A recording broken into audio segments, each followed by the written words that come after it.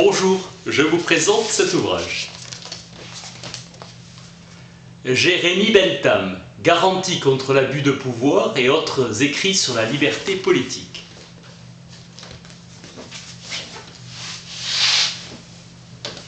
Il est le fondateur de l'utilitarisme. Dans Émanciper vos colonies, il démontre qu'il n'est ni dans l'intérêt de la France ni dans celui des colons de conserver le système des colonies et le monopole commercial. Martinique, Guadeloupe, Saint-Domingue et Pondicherry. Caractère inutile et nuisible des dépendances lointaines pour un État européen. Il propose une planche de salut. Émanciper. Les garder et poursuivre de vulgaires ambitions. Accorder la liberté, c'est faire une conquête déguisée. Mieux recevoir un ami qu'une armée d'ennemis. Vous détestez la tyrannie et l'esclavage. Vous choisissez votre propre gouvernement, pourquoi pas eux aussi? Vouloir gouverner le monde et appeler ça liberté, cela liberté. Où sont les droits de l'homme? C'est de vous que vient le seul danger. Le revenu que vous tirez des colonies est-il égal aux dépenses pour établir la paix? Le commerce est l'enfant du capital, et c'est donc la quantité du capital et non l'étendue des marchés qui détermine la qualité des échanges commerciaux. Quand un article est cher, il est très important de savoir si c'est là le résultat de la liberté ou celui de la force. La cherté naturelle est une infortune, mais la cherté créée est le résultat de l'oppression. Le monopole vous apporte qu'un crédit que confèrent les actes d'oppression. En émancipant vos colonies, vous purifiez notre Parlement, notre Constitution. Abandonnez vos colonies, car vous n'avez nullement le droit de les gouverner et qu'elles préféreraient ne pas être gouvernées par vous et que ce n'est pas dans leur intérêt de l'être. Vous ne gagnerez rien à les gouverner et vous ne pouvez pas les garder. Vous feriez du bien au monde entier en vous en séparant. Si la haine et la passion vous gouvernent, vous vous accrocherez à vos colonies. Mais si vous vous souciez du bonheur de l'humanité, vous leur rendrez la liberté. Et le plus tôt sera le mieux, et vous vous couvrirez de la gloire la plus pure. Sur la liberté de presse, toute liberté, de même que tout pouvoir, représente un danger. C'est quoi le plus dangereux? Le pouvoir limité par ce contrôle ou le pouvoir dépourvu de cette limite? La liberté seule est capable de fournir la véracité ou la fausseté de l'accusation diffamatoire.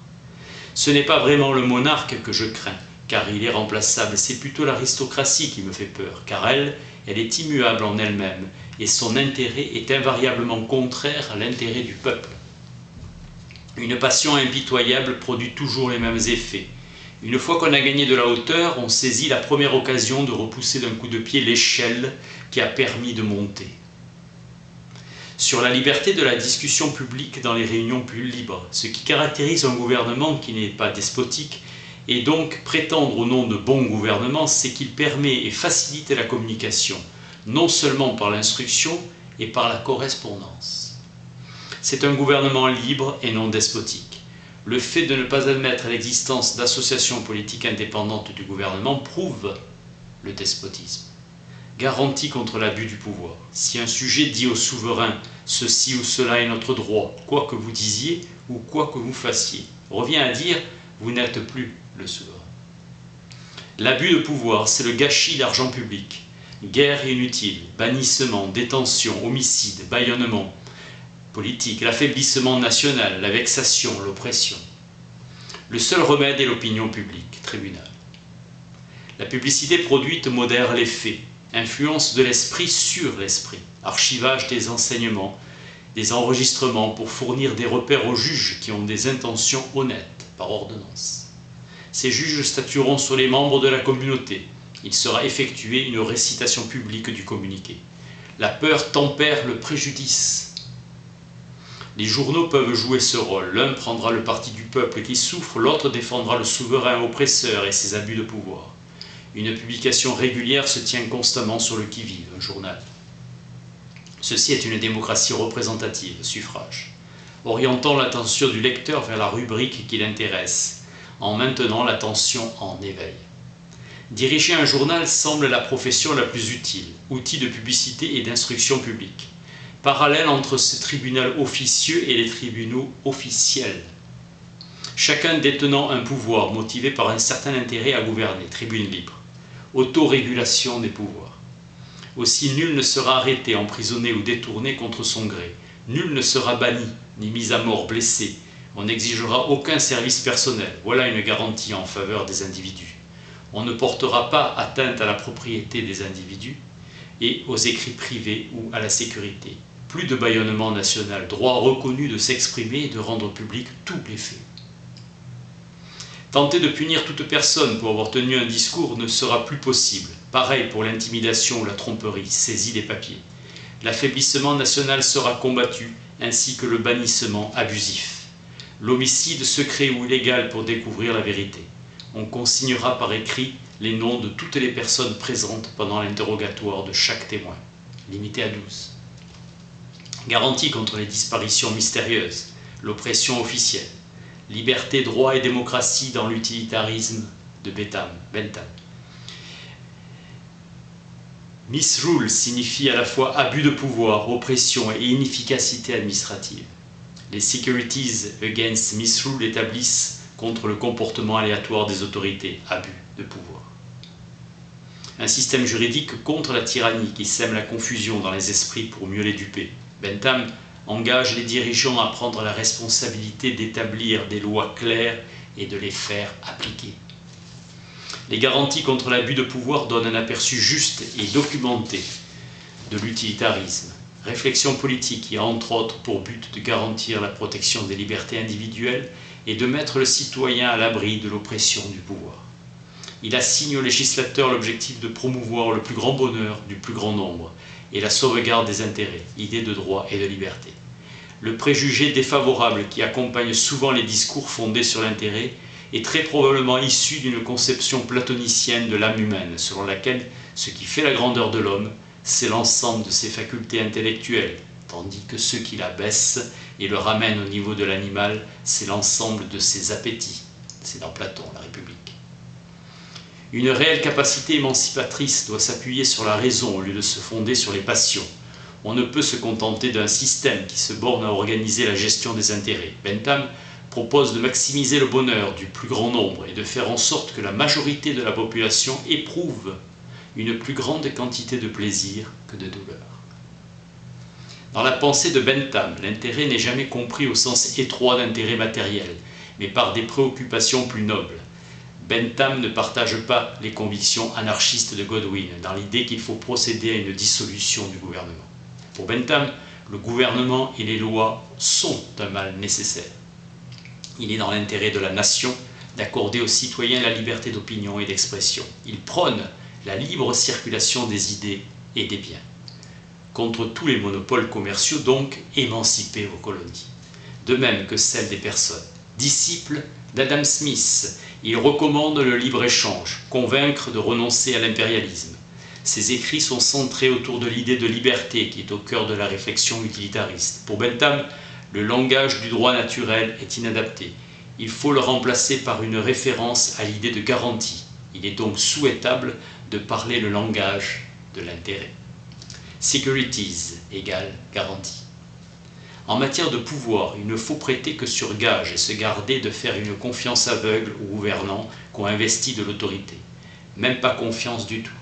Si l'on prête, il faut s'assurer d'être à tout moment remboursé. Il évite d'énoncer le mot liberté pour les caractéristiques du bon gouvernement, même si c'est celui qui préserve certaines libertés. Il préfère dire que c'est un gouvernement qui assure la sécurité. La liberté n'est qu'une branche de la sécurité.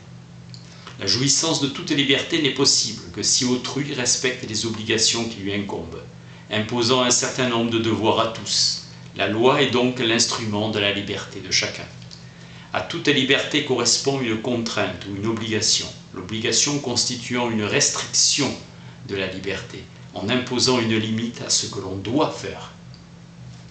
Une loi autorise certaines actions, protections, et en interdit d'autres, actions restrictives. La loi remplace la licence, la liberté individuelle, naturelle, originelle et illimitée qui régnerait en l'absence de toute loi. C'est dénué de pertinence de dire qu'une loi est mauvaise et restreint la liberté. Les bonnes foi se distinguent des mauvaises non par les moyens par lesquels elles modifient la dynamique des conduites individuelles, mais par la fin qu'elles se proposent. La contrainte qu'elles imposent est de nature psychologique, menace physique ou financière. En matière de législation, qui veut la fin doit aussi vouloir les moyens. Contrairement à Godwin, Bentham a une conception assez désabusée de la nature humaine qui le mène à penser qu'il ne suffit pas de recourir à des incitations verbales pour convaincre les individus de ne pas se nuire mutuellement. Pour obtenir le résultat, il faut assortir le discours de punition effective, sanction, droit des minorités et intérêt du plus grand nombre, critique de l'utilitarisme qui requiert le sacrifice des intérêts de la minorité à ceux de la majorité, au nom du plus grand bonheur du plus grand nombre. John Rawls a reproché à la doctrine utilitariste de cautionner les atteintes aux droits et aux libertés individuelles, dans le cas où elles étaient justifiées par la promotion des intérêts du plus grand nombre. Mythe du sacrifice de la liberté à la sécurité. On a vu en l'utilitarisme une doctrine conduisant à l'oppression des individus par le biais de la tyrannie de la majorité. Pour Benjamin Constant, la minorité et la majorité sont des réalités fluctuantes. On peut être dans la majorité religieuse et dans la minorité culturelle ou professionnelle ou de son niveau de vie. Pour Bentham, le peuple, la majorité, la minorité ne sont pas des entités séparées, mais ce sont des individus qui leur confèrent leur réalité.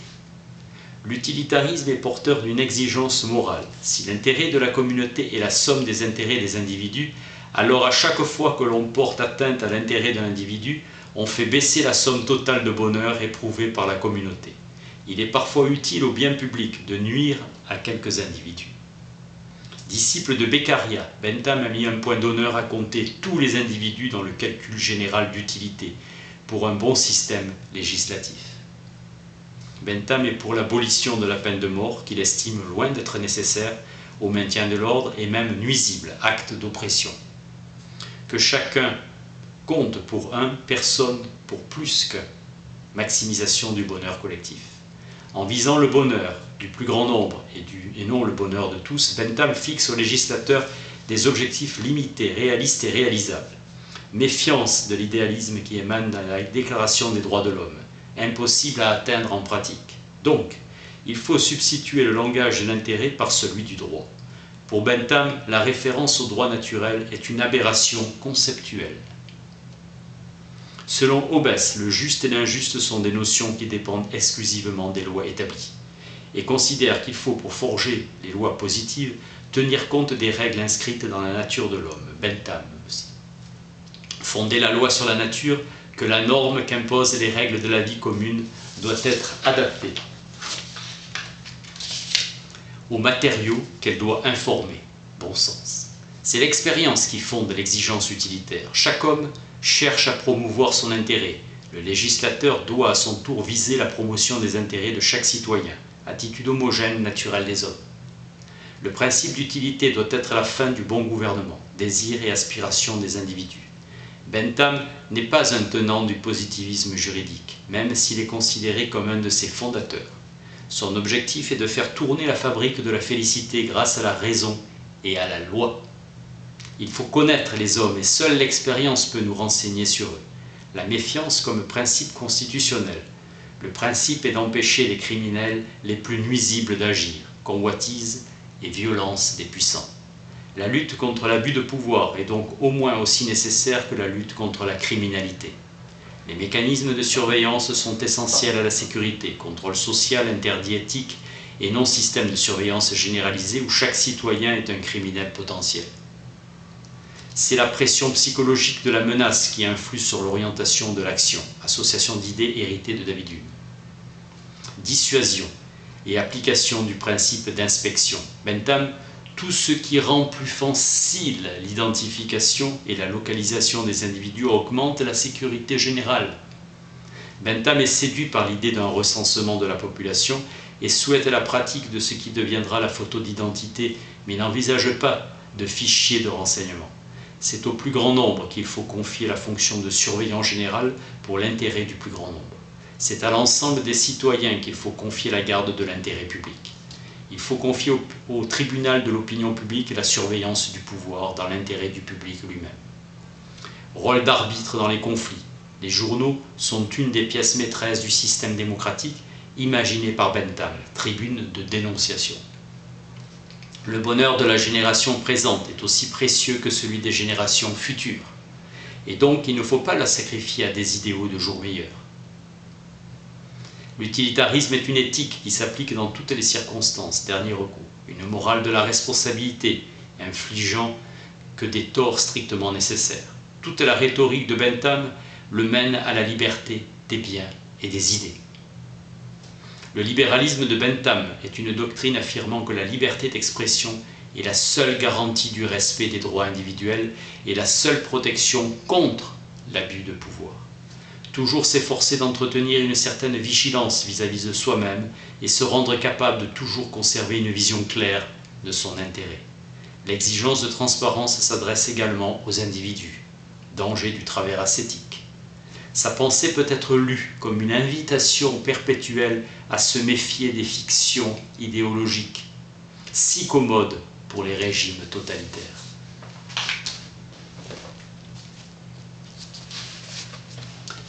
Jérémie Bentham, garantie contre l'abus de pouvoir et autres écrits sur la liberté politique. Merci.